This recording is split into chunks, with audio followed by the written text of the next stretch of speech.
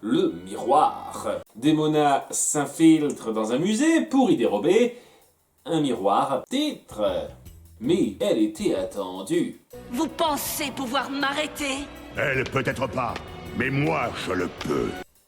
D'où vous saviez la date, le lieu? L'épisode ne s'embêtera pas à répondre à cette question alors qu'elle les attire ailleurs afin que d'autres voleurs engagés par elle fassent le boulot désiré. J'ai l'impression de tomber en pleine fin de partie d'échecs. Ils repartent donc à pied, tranquille, gros miroir sous le bras car il n'y avait aucune sécurité à part Elsa et Goliath apparemment et ils livrent l'objet du larcin au manoir de la donzelle qui a les moyens de vivre à ce que je vois. Comment elle s'est fait autant de fric? J'aurais bien quelques idées, mais ça reste une série familiale. C'est le miroir de Titania. Titania, la reine de la troisième race. Troisième race. C'est fait exprès ou... Il y a les gargouilles, les humains et les enfants d'Oberon. Je croyais que tout le monde le savait. Ouais, un certain Shakespeare a écrit une pièce sur eux. Sincèrement, les créateurs de la série ont vraiment la trique pour Shakespeare. Les enfants d'Oberon sont donc des créatures magiques très diverses. Des êtres changeants, des elfes, des lutins? Au stade où ça me fait bizarre qu'on regroupe ça en une seule race, techniquement. Ce serait génial si on pouvait être des elfes qui changent de forme. On n'aurait plus à se cacher. On trouverait de nouveaux amis.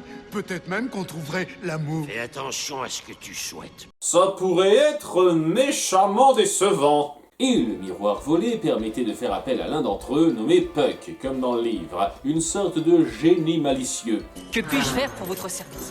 Allons-y, je n'ai pas toute la nuit devant moi. Tu as tout un millénaire si je décide qu'il en est ainsi. Elle ne perd pas son temps. Je veux que tu me débarrasses de ces humains. De la totalité des humains. D'accord. Tout le monde est mort, Démona a gagné.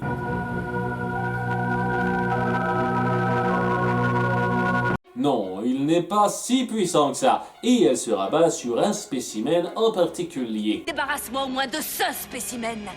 Elisa Maza. Oh, elle est jalouse, la pauvrette.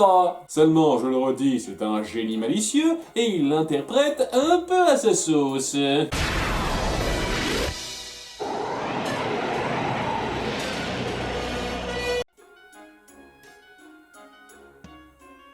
N'allez pas dire que cette série ne pense pas à une certaine partie de leur fanbase.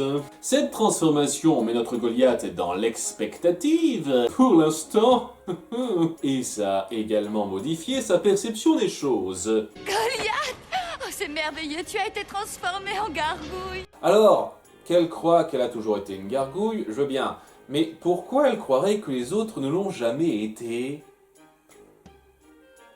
Et pourquoi ça n'interloquerait pas qu'ils le deviennent dans ce cas? Goliath lui explique la situation alors qu'elle s'habitue à ce corps et qu'il commence à entrevoir les possibilités. Quand vous étiez humaine, je ne m'étais pas rendu compte que vous étiez belle à ce point-là. Vous voulez dire que vous me trouviez laide? Eh bien... Pas la peine de chercher, j'ai déjà vu le hentai là-dessus.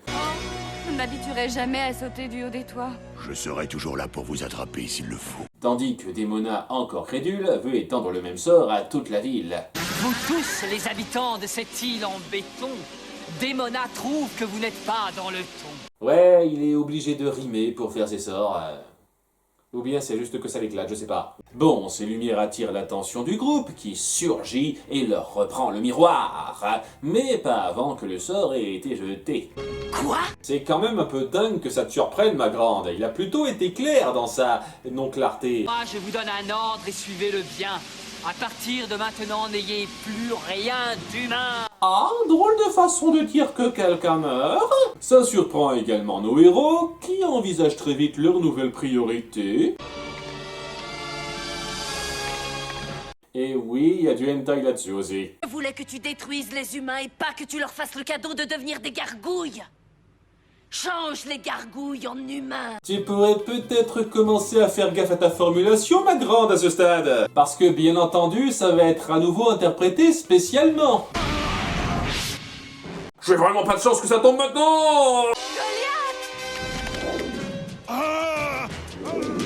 Ah, j'aime beaucoup ce parallèle avec leur première rencontre. Bref, toute la bande a été transformée en humains, tous en blanc et Goliath en natif américain. pourquoi pas. Et comme pour Elisa plus tôt, il croit avoir toujours été comme ça. Attendez une minute. Nous devions avoir des ailes, sinon comment serions-nous arrivés ici? J'aime aussi le fait qu'ils voient assez vite les contradictions entre leurs fausses nouvelles vérités et leur passé. Ça prouve qu'on a affaire à des personnages avec quelques neurones. Si tous les autres humains, nouvellement gargouilles, faisaient pareil et se disaient à quel point c'est étrange qu'ils aient vécu en plein jour durant toute leur vie alors qu'ils ne le peuvent pas, mais on va pas demander aux figurants de réfléchir. D'ailleurs, c'est assez drôle de voir que quand les rôles sont inversés, la dynamique reste la même. Attention, fuyez! Ils ont moins de force que vous et ne savent pas voler. Pourquoi ils vous font peur comme ça? Démona, irritée, veut tout de même profiter de cette occasion pour les avoir, maintenant que ce ne sont plus que de chétifs humains. Et même Puck participe.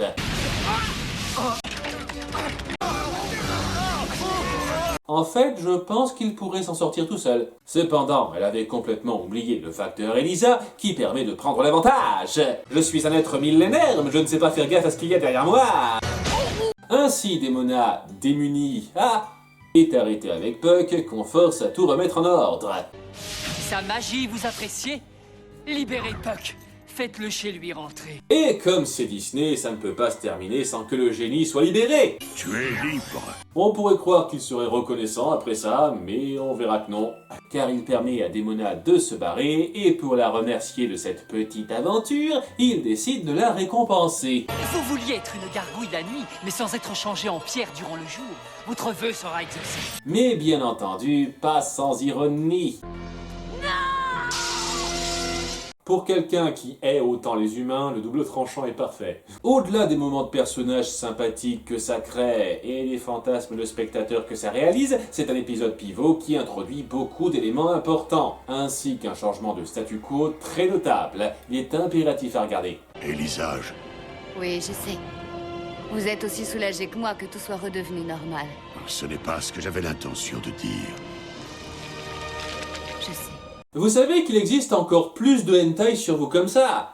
Pour beaucoup, l'interespèce n'est pas forcément incompatible.